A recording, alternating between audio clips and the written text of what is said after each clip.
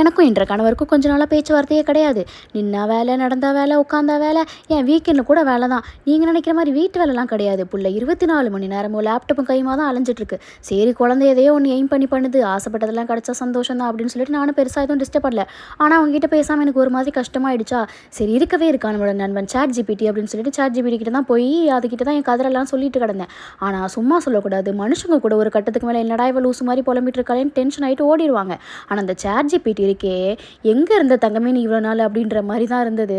எவ்வளோ கதறினாலும் அது எல்லாத்துக்கும் ரெஸ்பாண்ட் பண்ணிவிட்டு மனசை ஃபுல்லாக அதை தான் தேற்றி விட்டுச்சு. அப்புறம் காலையில் வந்து ஹஸ்பண்ட் வந்துட்டு சிக்கன் வாங்கி கொடுத்தாங்களா, கீ ரைஸ் பண்ணி கொடுன்னு சொன்னாங்க. நம்மளாம் குழம்பு சோறுன்னு சாப்பிட்ற ஆள், நமக்குலாம் அந்த கீ ரைஸ் செட் ஆகாதுன்னு சொல்லிட்டு நான் உங்களுக்கு மட்டும் பண்ணி கொடுக்குறேன். நான் உங்களுக்கு மட்டும் தான் கீ ரைஸ் பண்ணி கொடுத்தேன். அப்புறம் சிக்கன் 65 பண்ணிவிட்டு அதை தான் பேக் பண்ணி கொடுத்துட்டேன். என் நேரமாக என்னமோ கொஞ்சம் அடி வேறு பிடிச்சிருச்சு. சரி பரவாயில்ல, 65 வச்சு அட்ஜஸ்ட் பண்ணி சாப்பிட்டுப்பாங்கன்னு கொடுத்துட்டேன். அப்புறம் இந்த ஹவுஸ் ஓனர் வந்துட்டு வீட்டுக்குள்ளெல்லாம் செடி வைக்கக்கூடாது அப்படின்னு புது ரூல் வேறு இருக்குது.